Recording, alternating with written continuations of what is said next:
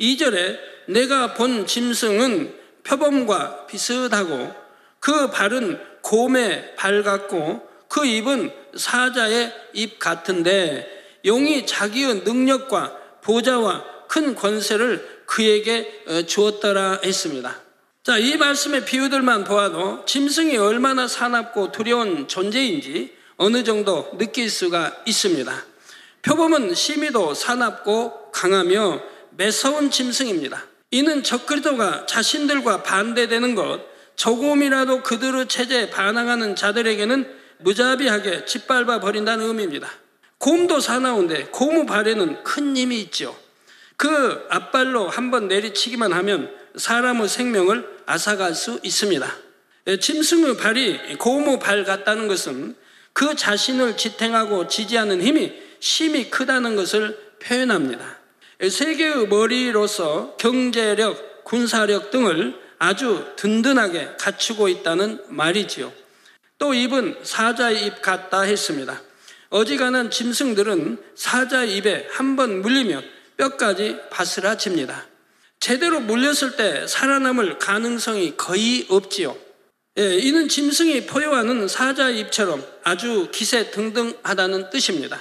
만약 곰의 발과 사자의 입을 가지고 표범같이 살기 등등한 짐승이 실제로 눈앞에 있다면 이 얼마나 두려운 존재이겠습니까? 이러한 적그리스도의 세력은 모든 힘과 권세를 동원하여 하나님을 대적하며 믿는 사람들을 핍박합니다. 자, 그런데 이러한 짐승에 대해 용이 자기의 능력과 보좌와 큰 권세를 그에게 주었더라 했습니다. 여기서 보좌란 존경과 경배를 받는 위치를 말합니다. 보좌에 앉는 사람이라면 그는 지위가 높은 사람이요 다른 사람들의 존경과 섬김을 받는 사람이지요. 용 곧 루시퍼는 하나님처럼 높임받기 위해 하나님을 대적했으며 사람들로부터 경배받는 것을 심히 좋아합니다. 용이 짐승에게도 이처럼 자신과 같이 경배받을 수 있도록 보좌를 주었다는 말입니다. 짐승 곧 적그리스도의 권세와 컴퓨터의 능력이 너무나 대단하기 때문에 사람들은 그것을 심히 존경하게 되지요. 컴퓨터의 능력을 힘입어 사람이 상상할 수 없는 일들까지 해내는 것을 보면서 사람들은 두려움과 함께 존경까지도 나타내는 것입니다. 그런데 짐승의 이러한 모든 능력과 권세는 근본적으로 루시퍼에게서 나옵니다. 악한 지위와 능력을 공급하여 그의 뜻대로 세상을 주도하도록 조종하지요. 7년 환란 중에 사람들은 점점 더 적그리스도와 그들이 통제하는 컴퓨터의 능력에 의지하게 됩니다. 성도 여러분, 오늘날 문명이 발달하면 할수록 기계 문명은 사람들에게 편리를 더해줍니다.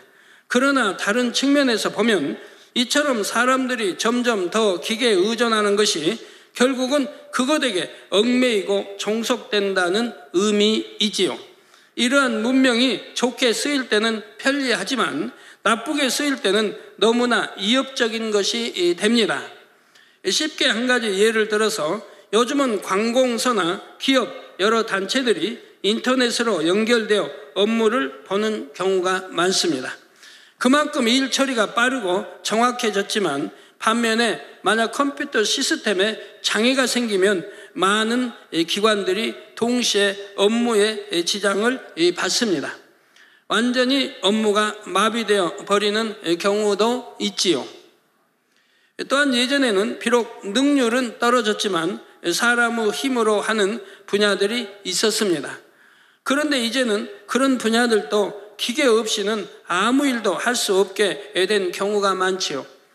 기계화되고 전산화될수록 편리함은 더해지지만 이는 다시 말하면 그러한 기계의 도움 없이는 아무것도 할 수 없는 세상이 되어 간다는 뜻입니다. 오늘날 계산력이 얼마나 뒤떨어집니까? 이제 다 기계에 의해서 계산하고 또 처리하기 때문에 이제는 뭐 곱하기 안 배워도 되고 나누기 안 배워도 되고 뭐 플러스 마이너스 안 배워도 된다 이 말이에요.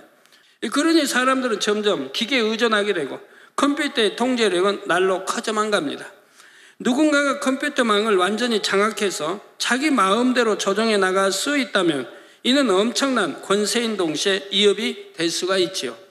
또 다른 예를 하나 들어보겠습니다. 요즘은 교통카드라는 것을 많이 씁니다.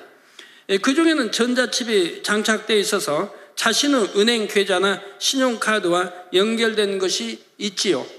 이런 카드를 사용하면 교통시설을 이용할 때 돈을 내지 않고 나중에 한 번에 요금을 정산할 수가 있습니다. 현금을 가지고 다닐 필요가 없고 매번 돈을 내고 타야 하는 수고로움도 없지요. 그런데 이런 교통카드를 사용한 경우 이용한 내역이 자료로 남게 됩니다. 그래야 나중에 한 번에 요금을 정산할 수가 있지요. 그러나 이는 다시 말해 카드를 쓴 사람의 행적이 고스란히 남아있게 된다는 뜻입니다. 몇 월, 며칠, 몇 시에 어디서 버스를 타서 어디서 내렸는지, 어디서 전철로 갈아타서 어디로 갔는지 이러한 것들을 환히 알 수가 있지요. 자, 만약 누군가의 이러한 자료들이 사람을 감시하는 수단으로 쓰인다면 어떨까요? 물론 오래전부터 이미 이러한 분야에 대해 우려하는 의견들이 꾸준히 제기되어 왔습니다.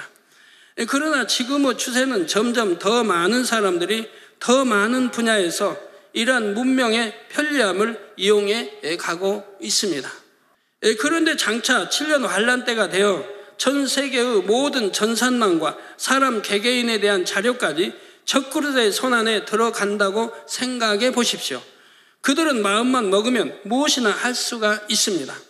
더욱이 그때가 되면 모든 사람들로 하여금 자신들이 통제할 수 있는 장치를 사용하게 됩니다. 예를 들어 모두가 특정한 전자칩을 사용해야만 교통시설을 이용할 수 있다거나 거래를 할 수 있도록 만드는 것이죠. 건물을 들어갈 때도, 심지어는 집에 들어갈 때도, 교통시설을 사용할 때도, 무엇을 할 때도 항상 그것을 사용하게 됩니다. 그러면 이것을 사용하는 사람은 하루 24시간 내내 모든 행적을 추적당할 수 있지요. 지금 이미 이러한 시대를 향해 인류는 계속해서 다가가고 있습니다. 지금은 아주 사소한 것이라 생각하지만 이것을 거꾸로 생각해 보면 이미 아주 사소한 것까지도 다 통제되는 세상이 왔다는 말이 됩니다. 그럼에도 대부분의 사람들은 편리함 때문에 이러한 사실을 크게 느끼지 못하는 것이지요. 설령 느낀다 해도 점점 무뎌지기 때문에 결국은 더 깊이 물들어가게 되는 것이고요. 이처럼 삶 속에서 작은 것 하나까지도 사람들은 점차 기계 문명에 의존하며 스스로 그 통제하에 들어가고 있습니다. 그러니 만약 누군가가 사람들을 통제하고 다스려 나가기 위해 이 문명을 장악한다면 그것은 엄청난 권세와 힘이 되는 것입니다. 바로 짐승이 용으로부터 이러한 힘과 권세를 받아 누리게 되지요. 나중에 설명하겠지만 결국 666표라는 것도 이런 식으로 사람들의 모든 생활을 통제하고 장악해 나가기 위한 수단입니다. 그런데 이 짐승에게 기이한 일이 일어납니다. 3절에 그의 머리 하나가 상하여 죽게 된 것 같더니 그 죽게 되었던 상처가 나음에 온 땅이 이상히 여겨 짐승을 따르고 했죠. 그 머리 중에 하나가 상하고 그로 인해 죽을 정도의 큰 위기를 맞습니다. 그러다가 상처가 낫고 다시 살아나지요. 이를 본 사람들이 이상히 여기며 짐승을 따르게 됩니다. 자, 이것이 무슨 의미일까요? 유럽연합은 여러 나라의 머리들이 모여 하나의 대표자를 뽑는다 했습니다. 그리고 각각의 머리들은 능력에 따라 각 분야를 맡아 도와가지요. 그런데 이렇게 여러 나라가 모여서 일을 할 때 항상 의견이 하나로만 모아지는 것이 아닙니다. 일단 유익이 되니까 하나로 모이긴 하지만 그런 가운데에서도 항상 자기 나라에 자기에게 더 유익이 되는 것을 구해나가지요. 그러다 보니 힘이 비슷한 나라의 머리들 사이에는 견제와 다툼이 일어날 수 있습니다. 가령 가장 큰 힘을 가진 두 나라의 머리가 연합 전체의 머리가 되기 위해 경쟁을 한다고 합시다. 비슷한 실력으로 경쟁을 했지만 결국은 둘 중에 하나가 머리가 되지요. 그러면 나머지 하나는 그 밑에서 일해야 하는데 이때 마음에 불편함이 있는 것입니다. 전체 머리된 사람에게 고분고분히 순종해 주지 않고 불평하거나 자꾸 제동을 걸므로 전체 의견이 분열되는 경우가 자꾸 생기지요. 이때 자연히 전체 머리된 사람은 순종하지 않는 나라의 머리를 견제할 것입니다. 처음에는 말로 해보다가 안 되면 나중에는 힘으로라도 억지로 누르려 하지요. 그러면 결국 굽히고 따라야 합니다. 1대1로 겨루어 보면 승산이 있을 수도 있지만 유럽연합 전체의 머리와 겨룰 수는 없기 때문이지요. 자기 때문에 유럽연합이 분열되었다는 비난을 감수해야 할 뿐만 아니라 유럽연합 전체로부터 외면당할 수도 있는 것입니다. 그래서 마음으로부터 완전히 굽히는 것은 아니지만 겉으로는 다시 화해의 손을 내밀며 굽히지요. 자칫 큰 위기를 맞을 수도 있었던 연합이 다시 제자리를 찾게 됩니다.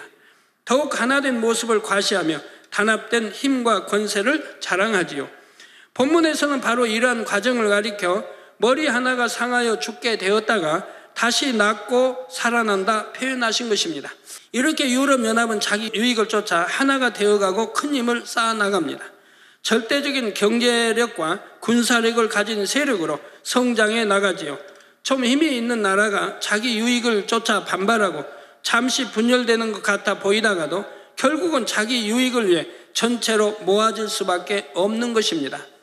이처럼 연합이 분열의 위기에 처한 듯 하다가도 다시금 연합된 힘을 발휘하고 그러면서 이전보다 더 강력해지지요. 사람들은 이러한 것을 보면서 그들을 더욱 두려워하게 되지만 한편으로는 더욱 신뢰하게 됩니다. 사람의 감정이라는 것이 이렇습니다. 평소에는 소중한 줄 모르다가도 막상 그것을 잃을 상황이 되면 안타까워하지요. 그리고 잃을 뻔했던 것을 다시 얻게 되면 그때는 이전보다 더 소중하게 여깁니다. 본문의 상황이 이와 비슷하지요. 컴퓨터를 통해 세계를 통제하던 적그리스도가 잠시 분열의 위기를 맞게 되면 많은 사람들이 긴장을 하게 됩니다. 그 영향이 곧바로 나타나기 때문이죠. 이것이 무슨 말일까요? 한 가지 예를 들어서 적그리스도의 세력이 세계 정세를 주도해 가면서 내세우는 명분이 바로 세계의 평화와 안정입니다. 질병 환란에 접어서면서 사람들의 삶은 너무나 피폐했지요. 극심한 자연재해들과 3차 대전의 여파로 환경도 엉망이고 경제도 정치도 온통 혼란에 빠집니다. 곳곳마다 치안의 부재로 인해 강도와 폭도들이 날뛰게 됩니다. 전기나 수도 등도 사용할 수 없어서 고통과 어지러움을 당하는 곳이 많지요. 그런데 적그리스도가 세계를 장악하고 나면 당장 겉으로 보여지는 현상은 점차 개선이 되어 갑니다. 예전보다 안정된 생활을 할 수가 있지요. 비록 점점 더 통제된 사회로 가게 되지만 적그리스도의 세력이 원하는 대로만 순종해 주면 이전보다는 훨씬 살기 편한 상황이 되는 것입니다. 물론 그리스도인들이나 자기들의 통제를 거부하는 사람들에게는 많은 압제와 핍박이 가해집니다. 하지만 순순히 통제를 받아들이는 대다수 사람들은 어느새 적그리스도의 통제에 익숙해져 가지요. 오히려 혼란을 잡아줄 강한 세력이 있어서 더 좋다고만 생각하는 사람들도 많습니다. 비록 배급을 받거나 엄격히 통제된 상황이라도 주어지는 양식이나마 받게 되니 그것을 다행으로 여기는 것이지요. 이처럼 그들의 머릿속에는 적그리스도의 영향이 이미 깊이 쇠뇌되어 자리 잡고 있는 것입니다. 바로 이러한 상황에 익숙해진 사람들은 유럽연합이 위기를 맞는 것을 보면 이제 앞으로 어떻게 하나 이런 불안과 염려가 생기게 되지요. 그런데 연합이 분열의 위기를 맞았다가 다시 든든하게 뭉치고 힘과 권세가 더 커지는 것을 볼 때 사람들은 안도하며 더욱 열렬히 추종하게 됩니다. 위기를 극복한 그들을 보면서 앞으로도 다시 분열되지 않을 것이라는 신뢰감을 더하게 되는 것이지요. 연합의 분열을 틈타 저항하려던 사람들도 그들이 다시 연합하는 것을 보면서 감히 저항할 엄두를 못 내게 되는 것이고요. 바로 이러한 상황을 본문에서는 온 땅이 이상하게 여겨 짐승을 따른다 표현하고 있습니다. 이처럼 적그리스도의 세력은 점점 더 절대적인 존재가 되어갑니다. 4절에 용이 짐승에게 권세를 주므로 용에게 경배하며 짐승에게 경배하여 가로되 누가 이 짐승과 같으뇨 누가 능히 이로 더불어 싸우리요 하더라 했지요. 짐승의 권세가 심히 크므로 능히 더불어 싸울 자가 없다는 것입니다. 앞에서도 설명한 것처럼 짐승이 가진 이 모든 권세는 결국 용이 주는 것입니다. 악한 사람들이 루시퍼의 사주를 받아 짐승으로서의 역할을 해나가는 것이지요. 그러므로 사람들이 짐승에게 굴복하며 따르는 것은 결국은 그 힘의 근본이 되는 루시퍼와 용을 경배하는 것과 같다는 사실입니다. 사람들은 이처럼 짐승에게 권세를 준 용에게 경배를 하게 되며 짐승에게도 충성을 내보이며 경배하지요. 이처럼 7년 환란 후반으로 갈수록 적그리스도의 세력은 더욱 막강한 힘과 권세를 누리며 세상을 주관해 갑니다. 그런 가운데 주를 믿는 사람들은 핍박을 견디며 신랄 같은 마지막 구원의 끈을 잡고자 하지요. 7년 환란 후반에 펼쳐질 적그리스도의 세력의 횡포와 정세에 대해 다음 시간에 계속해서 살펴보겠습니다.